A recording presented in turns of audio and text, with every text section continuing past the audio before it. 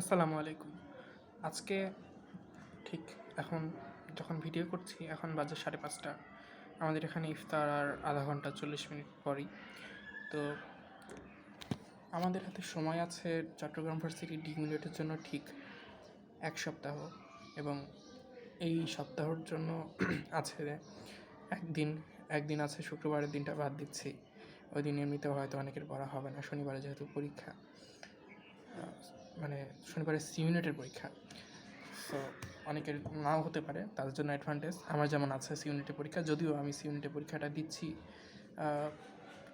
কারণ preparation kind of same, আর D ইউনিটের পরীক্ষাটা হলো মেইন প্রিপারেশনে দিচ্ছি।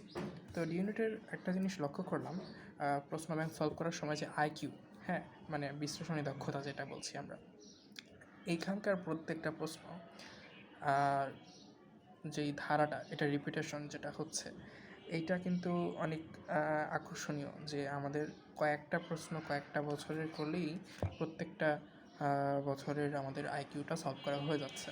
মানে আলাদা করে যে বসে সলভ করা অনেক কষ্টদায়ক ব্যাপার, যদিও করতে হচ্ছে।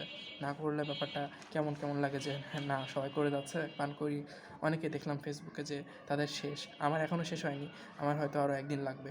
আপনারা আমার সাথেই থাকুন, ইনশাল্লাহ আমরা একসাথে শেষ করব। তাছাড়াও ইংলিশ যেই প্রশ্নটা, এখানে প্যারাগ্রাফ নাই, যেটা বি ইউনিটের ছিল, এটা কাইন্ড অফ গুড। কারণ প্যারাগ্রাফ পড়ে অ্যান্সার করাটা অনেকের জন্য কষ্টদায়ক।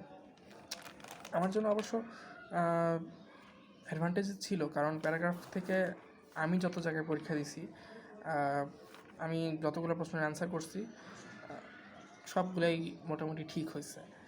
তো কিন্তু এখানে গ্রামাটিক্যাল বিষয়টা বেশি ইম্পর্ট্যান্ট এখানে ডি ইউনিটের যেগুলো।